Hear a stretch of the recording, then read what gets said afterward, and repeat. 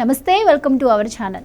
రాజకీయ నేతలు వారి కుటుంబాల్లోని మహిళలపై అసభ్యకర రీతిలో పోస్టులు పెడుతున్న సోషల్ మీడియా యాక్టివిస్టులపై కేసులు పెడితే తప్పే ఉందని ఏపీ హైకోర్టు వ్యాఖ్యానించింది. చివరకు న్యాయమూర్తులను కూడా దూషిస్తూ కొందరు యాక్టివిస్టులు వికృత పర్వాన్ని నడిపిన తీరును ప్రస్తావించిన కోర్టు చట్టానికి లోబడి పోలీసులు చర్యలు తీసుకుంటూ ఉంటే అందులో తప్పు పట్టాల్సింది ఏముందని ప్రశ్నించింది. ఈ మేరకు సోషల్ మీడియాలో పోస్టులు పెట్టిన కారణాన్ని చూపి పోలీసులు పదుల సంఖ్యలో యాక్టివిస్టులను అదుపులోకి తీసుకుని హింసిస్తున్నారని, ఈ తరహా నిర్బంధాన్ని నిలిపివేయాలని కోరుతూ దాఖలైన ప్రజా ప్రయోజన వ్యాజ్యాన్ని విచారించిన సందర్భంగా కోర్టు ఈ వ్యాఖ్యలు చేసింది. అంతేకాకుండా ఈ పిల్లో పిటిషనర్ కోరిన మేరకు అరెస్టు నిలుపుదల చేసే దిశగా ఎలాంటి ఆదేశాలు ఇవ్వలేమని కూడా కోర్టు తేల్చెప్పింది. అంతటితో ఆగని కోర్టు ఈ వ్యవహారంలో ప్రజా ప్రయోజనం ఏముంది అని కూడా పిటిషనర్ ను నిలదీసింది. ఇలాంటి వ్యవహారాలపై పిల్ వేయడమే తప్పన్న రీతిలో కోర్టు తీవ్ర స్థాయిలో ఆగ్రహం వ్యక్తం చేసింది. వైసీపీ పాలనలో నాటి సీఎం వైఎస్ జగన్మోహన్ రెడ్డి నుంచి ఆర్డీఐ కమిషనర్ పోస్టును దక్కించుకున్న సీనియర్ జర్నలిస్ట్ విజయబాయి హైకోర్టులో ప్రజా ప్రయోజన వ్యాజ్యాన్ని దాఖలు చేశారు. సోషల్ మీడియాలో పోస్టులు పెడుతున్నారన్న ఒకే ఒక కారణంతో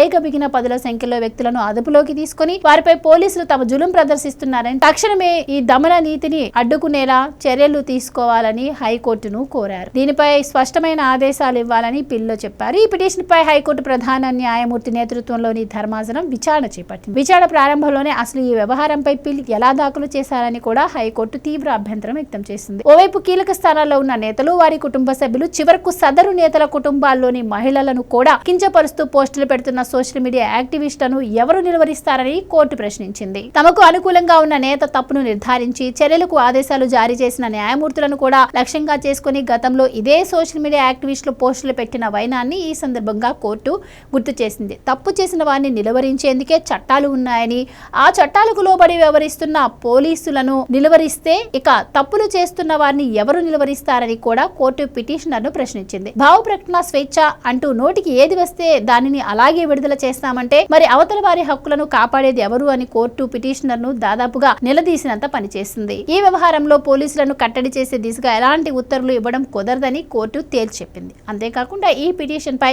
తాము స్పష్టమైన ఆదేశాలు అయితే జారీ చేస్తామని కూడా కోర్టు తెలిపింది. ఒకవేళ అరెస్ట్ అయిన వారికి అన్యాయం జరిగిందని భావిస్తే ఆయా వ్యక్తులు ప్రత్యేకంగా కోర్టులను ఆశ్రయించవచ్చని కూడా హైకోర్టు అభిప్రాయపడింది. మొత్తంగా స్వామి భక్తి ప్రదర్శించుకుందామని హైకోర్టు మెట్లెక్కిన విజయబాబు కోర్టుతో ముట్టికాయలు వేయించుకోక తప్పలేదు.